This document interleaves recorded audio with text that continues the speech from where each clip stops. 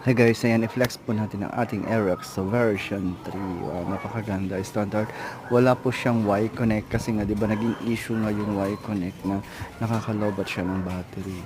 So, I chose, buti na lang may lumabas na bagong version ng Aerox version 3 na walang Y-Connect. Ayan, so, di susi siya, hindi siya the remote same as standard. Ayan. So, the difference is only the Y-Connect. Ayan. So far, so,